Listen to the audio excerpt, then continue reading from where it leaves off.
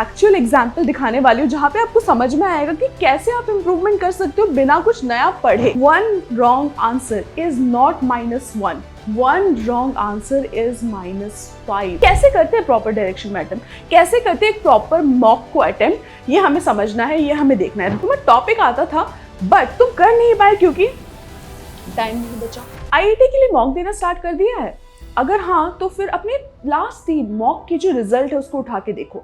अगर तुम्हारे मार्क्स कुछ 85 से 100 के बीच में है तो ये वीडियो तुम्हारे लिए है, क्योंकि अगर इस जोन में तुम आ रहे हो इसका मतलब क्या है कि तुम्हारी जो प्रिपरेशन है वो फर्स्ट ऑफ ऑल एक करेक्ट डायरेक्शन में ऑलरेडी जा रही है, और दूसरा तुम्हारा सिलेबस कवरेज भी डिसेंट है। बट 100 मार्क्स के नीचे इट्स अ डेंजर जोन। आज ही एक कॉल आया था, एक स्टूडेंट पूछ रहा था कि मैम 98 आ रहे हैं प्रीवियस क्वेश्चंस में, टेस्ट दिया है, तो am I gonna get an IISER और नॉट। देखो एक चीज़ समझ लो कि अभी जो कंपटीशन है वो डेफिनेटली क्या हो रहा है, इंक्रीज हो रहा है, और जैसे जैसे कंपटीशन इंक्रीज होता है वैसे वैसे आपको अपना जो सेफ स्कोर है वो भी क्या करना पड़ेगा, इंक्रीज करना पड़ेगा। ये कट ऑफ डेफिनेटली इंक्रीज होने के चांसेस बहुत ज़्यादा है। तो फिर सेफ स्कोर क्या है वो डेफिनेटली पेपर पे डिपेंड करता है, उसके बारे में हम बाद में डिस्कशन करेंगे। बट अगर आप 85 से 100 के बीच में स्टक हो तो आज मैं तुम्हें बताने वाली हूँ कि कैसे बिना कुछ नया चैप्टर किए, नया कोई सिलेबस बिना कवर किए, with the level of preparation जो तुम्हारी ऑलरेडी है उसमें कैसे तुम अपने मार्क्स को इंक्रीज कर सकते हो, कैसे ये जो 100 वाला जो एक तुम्हारा कट ऑफ है उससे कैसे तुम ऊपर आ सकते हो, 100 वाला जो मार्क है, जो डेंजर जोन है, उससे आप आगे कैसे आ सकते हो, क्योंकि इससे क्या होगा, तुम्हारा जो कॉन्फिडेंस है वो भी ऑब्वियसली इंक्रीज होगा। तो ये हमारा आज का वीडियो रहेगा कि कैसे आपका जो ये 100 मार्क्स वाला जो जोन है उससे आप ऊपर उठ पाओ बिना कुछ नया कवर किए। रिमेंबर, इसके लिए आपको ऑलरेडी कुछ 80 से 100 के बीच में होना पड़ेगा, तभी ये चीज़ वर्क करेगी। अगर आपके 80 से भी नीचे आ रहे हो तो definitely you have to identify topics जो आपको इम्प्रूव करने हैं, नया आपको कुछ चीज़ें और सब्जेक्ट के मैटर में इम्प्रूव करना होगा। बट ये वाला जो सेक्शन है दिस इज इम्प्रूवमेंट, ईजी। आप कुछ 20 से 30 मार्क्स इंप्रूव कर सकते हो without covering anything new. Because bar bar students को क्या लगता है कि और पढ़ेंगे, ज़्यादा थ्योरी करेंगे तो फिर हो जाएगा। प्रैक्टिस डेफिनेटली, अभी ये जो लास्ट वाला जोन है, अभी 20 डेज से भी कम बचे हुए हैं, अभी जो लास्ट वाला टाइम है, प्रैक्टिस बहुत इंपॉर्टेंट। आपकी प्रैक्टिस सेशंस ऑलरेडी हो रही है क्लास पे। अगर आपने वो सीरीज नहीं देखी है तो please subscribe the channel, go and watch the practice session, that will definitely help you. Now आज जो है वो हम लोग मॉक टेस्ट की स्ट्रैटेजी की बात कर रहे हैं। This is not about learning anything new, practice की बात नहीं हो रही। कैसे एक मॉक को प्रॉपर्ली एनालाइज करें, कैसे समझे कि हम मार्क्स कहाँ पे सेव कर सकते हैं, इंप्रूव कैसे कर सकते हैं। Because remember one thing, hard work is necessary but smart work is even more important. Now let's see, देखो अगर तुम्हारे 88 मार्क्स के अराउंड आ रहे हैं, 80 से 90 या फिर 100 के बीच में आ रहे हैं, तो ये जो जंप है, अभी देखो एक चीज़ है यहाँ पे मैंने लिखा 21 डेज, एक्चुअली 21 डेज से भी हमारे पास क्या बचे, कम टाइम बचा हुआ है। अबाउट 15, ऑलमोस्ट 15 डेज के करीब मैं काउंट करूंगी बचा हुआ है जिसमें आपको ये इंप्रूवमेंट करना है। बट रिमेंबर, ये जो बात हो रही है अभी 4 मिनट के मार्क पे आपको मैं एक एक्चुअल एग्जाम्पल दिखाने वाली हूँ जहाँ पे आपको समझ में आएगा कि कैसे आप इंप्रूवमेंट कर सकते हो बिना कुछ नया पढ़े। बिकॉज पढ़ना ऑब्वियसली है बट उसके साथ साथ आपको समझना भी इंपॉर्टेंट है। तो अगर आप इस मार्क पे अटके हुए हो तो इसका ये मतलब नहीं है कि आप अंडर प्रिपेयर्ड हो। प्रिपरेशन आपकी है, क्योंकि 80 को क्रॉस करना भी takes a lot of preparation. तो आपने वो ऑलरेडी किया है, अभी आपको स्मार्ट वर्क करना है and then we will go further than that. तो अभी आपका प्रॉब्लम क्या है, आप शायद से ओवर अटेम्प्ट कर रहे हो। अब ये एक लगता है स्टूडेंट्स को कि मैम ऐसा कैसे हो सकता है, अटेम्प्ट तो करना ही है। But remember one thing, strategy बहुत ज़्यादा मैटर करती है। ठीक है, तो आज हम वो समझने वाले हैं। इसको बहुत ईजिली हम, बस आपको क्या करना है, 6 नए क्वेश्चंस करने हैं। अब 6 नए क्वेश्चंस करने हैं, इसका मतलब यानी 6 क्वेश्चंस को आपको फिक्स करना है।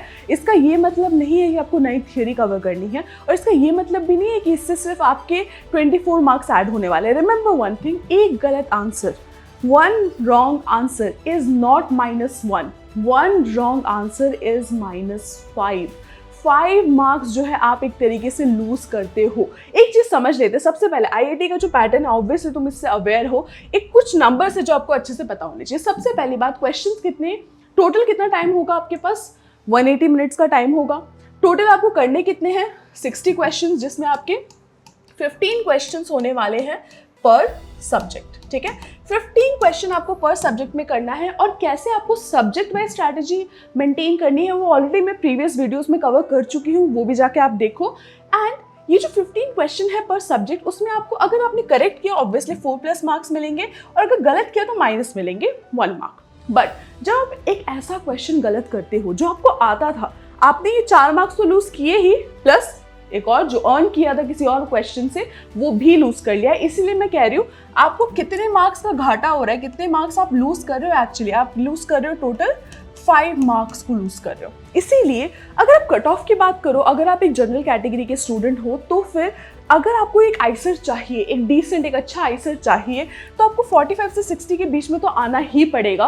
एंड उसमें भी अभी कंपटीशन के बेसिस में और ज़्यादा कट ऑफ जा सकता है। एंड टॉप आईसेट्स के लिए IISc बैंगलोर जैसे इंस्टीट्यूट्स के लिए ऑब्वियसली कट ऑफ बहुत ही ऊपर जाता है, 180+ तो जाता ही है। एंड इसीलिए आपको अगर एक सेफ जोन में करना है, देखो हम स्टेप बाय स्टेप जाएंगे, स्टेप बाय स्टेप हम जाने वाले हैं। 80 से पहले लेट्स क्रॉस द 100 वाला मार्क, उसके बाद हम अपने आप को और पुश करेंगे, ठीक है। सो सबसे पहले ये तो हमें समझ में आ गया। तो प्रॉब्लम क्या होती है, देखो स्टूडेंट्स का इशू क्या होता है, हम लोग सोचते हैं कि प्रिपेयर करो न्यू थ्योरी करेंगे। 2 एग्जाम्पल लेते हैं, ये एक्चुअली हमारे क्लास में के स्टूडेंट्स हैं जिनका एग्जाम्पल है। अभी नाम मैंने ऑब्वियसली चेंज कर दिया है, नाम मैं पब्लिक नहीं करना चाहती, बट नाम चेंज किया है, बट एक्चुअल स्टूडेंट्स के मार्क्स हैं। एक स्टूडेंट है, for example let's call her Riya.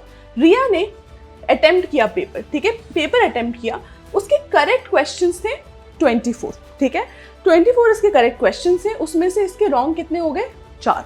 And में उसका स्कोर कितना आया 92, ठीक है, 100 मार्क्स के नीचे है ये भी, ठीक है। ये एक सिचुएशन होगी, रॉन्ग इसके सिर्फ 4 हुए, ठीक है। अब उसके साथ में दूसरा सिचुएशन देखते हैं अर्जुन का, ठीक है। Again real mark but a different name. इन्होंने करेक्ट किए हैं 28 क्वेश्चंस, बट रॉन्ग कितने कर दिए हैं, 16 क्वेश्चंस को इन्होंने रॉन्ग कर दिया है, जिसकी वजह से इनका जो स्कोर है वो 96 पे आके अटक गया है। अगर आप इन दोनों केसेस को अच्छे से समझो तो ऑब्वियसली अर्जुन को आता ज़्यादा है, उसकी प्रिपरेशन ज़्यादा स्ट्रॉन्ग है, उसका पेपर बेटर गया था, बट ये जो रॉन्ग उसने किया है उसकी वजह से उसके मार्क्स कितने आ गए हैं, रिया के लेवल पे आ गए, ठीक है। अब दोनों की प्रॉब्लम जो है वो डिफरेंट है।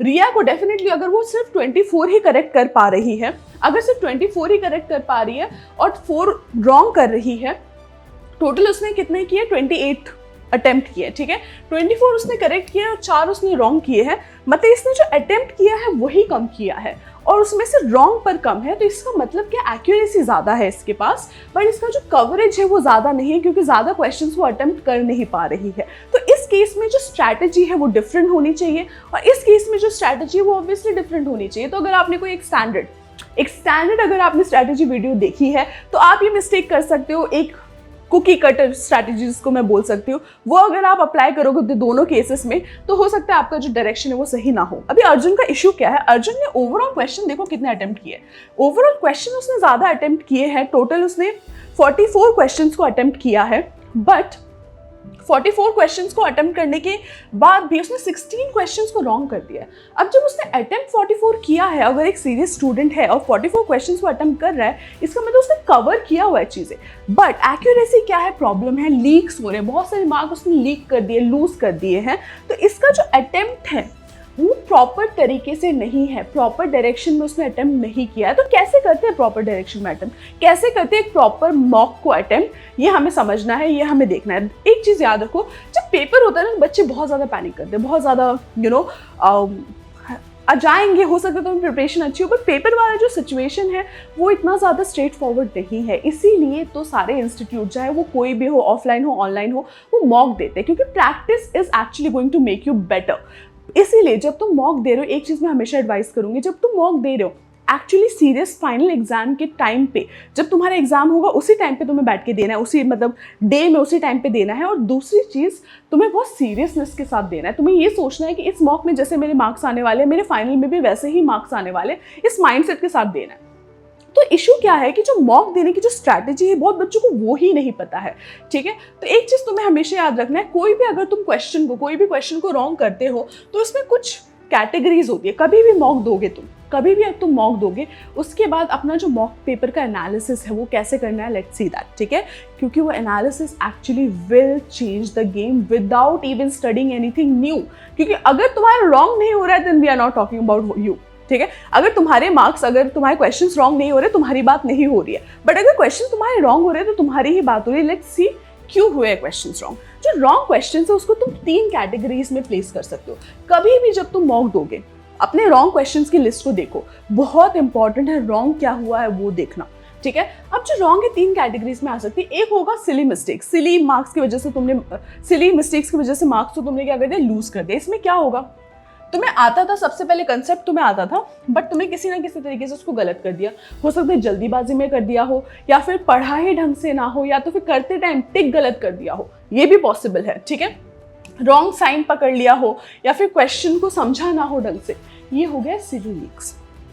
इसको तुम इतने इजीली तुम इसको प्रिवेंट कर सकते हो, तुम सोच भी नहीं सकते। कुछ नया नहीं पढ़ना है, तुम्हें आता है ये, फिर तुम इसको लूज कर रहे हो, तो this is a very costly thing, ठीक है। अगर तुम इस चीज को इंप्रूव करते हो, इस सिली लीक को अगर तुम इंप्रूव करते हो, तो तुम +5 कर सकते हो अपने ओवरऑल स्कोर में।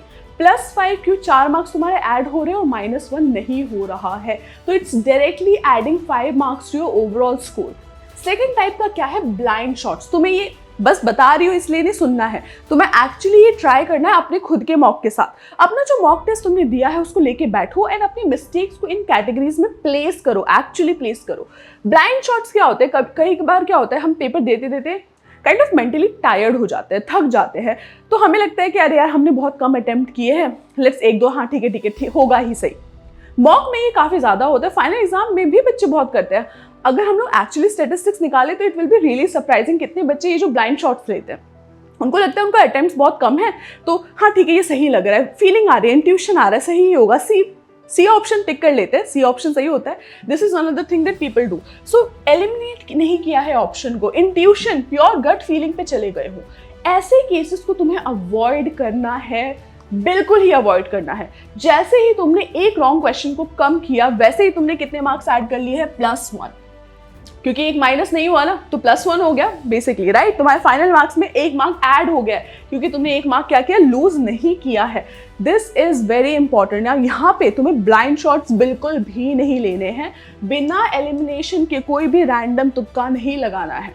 एंड तीसरी category, missed opens. Missed opens क्या है कि अगर तुम्हें टाइम मिलता और अगर तुम्हारे पास वो एनर्जी होती तो तुम इसको कर सकते थे। तुम्हें टॉपिक आता था बट तुम कर नहीं पाए क्योंकि टाइम नहीं बचा, एनर्जी नहीं बची, मेंटल स्पेस नहीं बचा, ठीक है। एक क्वेश्चन था डिफिकल्ट और उसी में बहुत टाइम लगा दिया, एक इजी क्वेश्चन जो थोड़ा कम टाइम में हो सकता था वो उसके लिए टाइम बचा ही नहीं। ऐसे केसेस में तुम एक अगर एक्स्ट्रा क्वेश्चन कर लेते तो +4 तुम्हारे हो सकते थे। तो ये जो मिस्ड ओपन्स है ये तुम्हारे गलत वाली कैटेगरी में नहीं है, ये जो बाकी वाली कैटेगरी है। So this is these two, yes, जिस questions में questions which were wrong, ठीक है, wrong जो तुमने attempt किए हैं, और ये है question which were not attempted। I hope ये तुम लोगों को बात समझ में आ रही है, ठीक है। कभी भी जब तुम मॉक दे रहे हो, मेरी बात प्लीज मानो, एक मॉक तुम कम दे देना, बट ये चीज जरूर करो। I believe very strongly on this. इसके साथ साथ एक और चीज बताने वाली हूँ किस तरीके से मॉक देना है कमिंग अप, बट इस चीज को ध्यान में रखो। सबसे पहले तुम्हें क्या करना है, कभी भी मॉक दिया, मॉक के पेपर के साथ बैठो, लुक एट योर स्कोर। जो सही है दैट्स वेरी गुड, जो सही नहीं है उनको 2 कैटेगरीज में डालो। क्यों सही नहीं है, क्या तुमने बस इमोशनल होके थक के तुक्के मार दिए, क्या वो केस था, या फिर तुमने कोई सिली मिस्टेक किया है, अच्छे से समझा नहीं, अच्छे से रीड नहीं किया, अच्छे से क्लिक नहीं किया है, दोनों में डालो। एंड तब तुम्हें जो अपनी मिस्टेक्स है, अपनी जो क्लैरिटी है वो आएगी, वैसे तुम इंप्रूव कर पाओगे।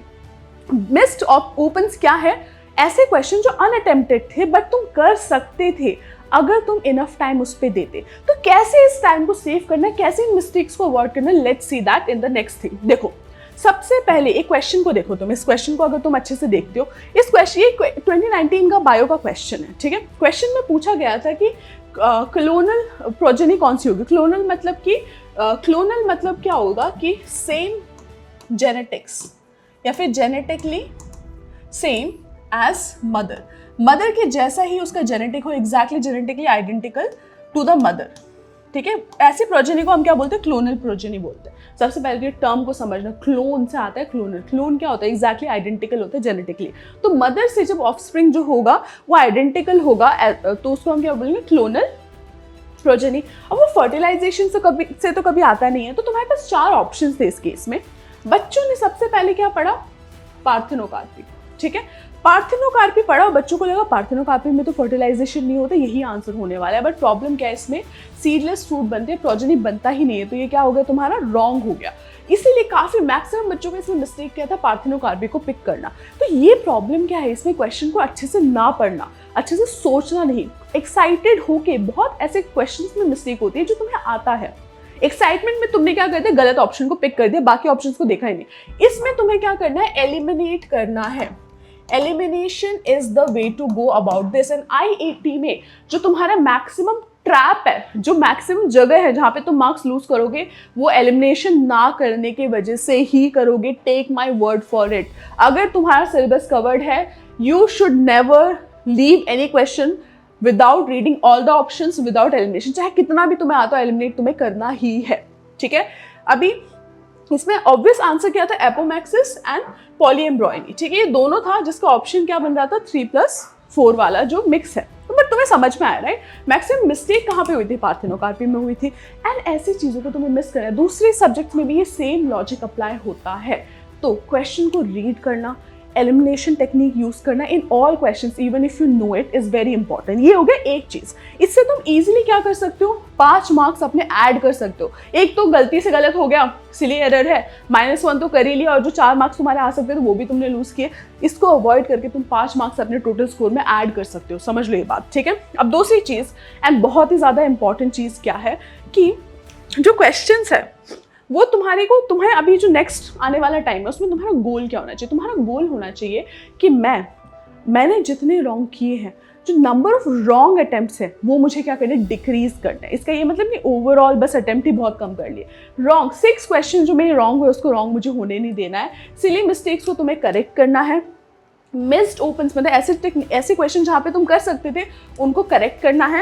एंड ब्लाइंड शॉट्स को अवॉइड करना है। ब्लाइंड शॉट्स क्या है? जो इमोशनल होके तुक्के में लगा दिया हमने, उसको बिल्कुल ही हमें क्या करना है? अवॉइड करना है। स्मार्ट तरीके से करना है। एक्चुअली स्ट्रैटेजी तुम्हारी क्या होनी चाहिए? Let's see. देखो, कभी भी जब तुम क्वेश्चंस करोगे तो तुम्हें क्या करना है? सबसे पहले एक जो सब्जेक्ट है उस पर तुम्हें ध्यान देना है। चारों सब्जेक्ट तुम्हें अटेम्प्ट करने ही है। रिमेंबर वन थिंग, अगर तुम्हारी प्रिपरेशन 3 सब्जेक्ट की स्ट्रॉन्ग है, 4th सब्जेक्ट को एक्चुअली थोड़ा उठाओ।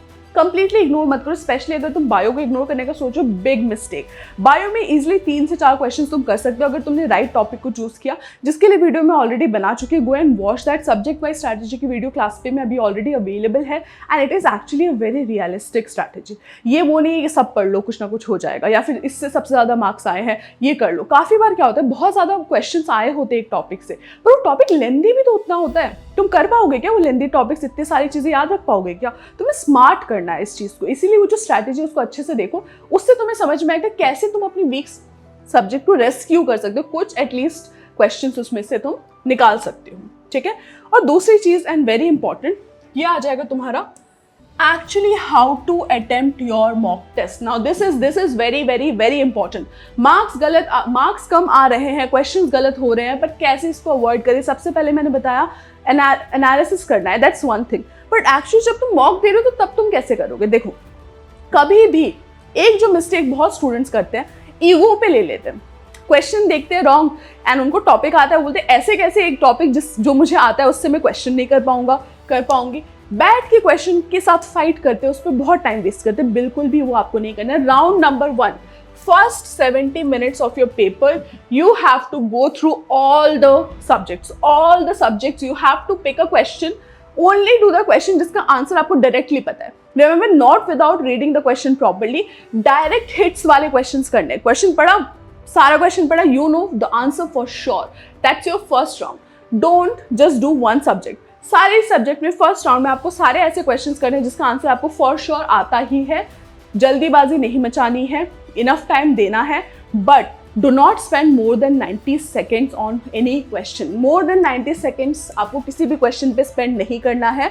90 सेकेंड्स मैक्स स्पेंड किया, मूव फॉरवर्ड, ठीक है।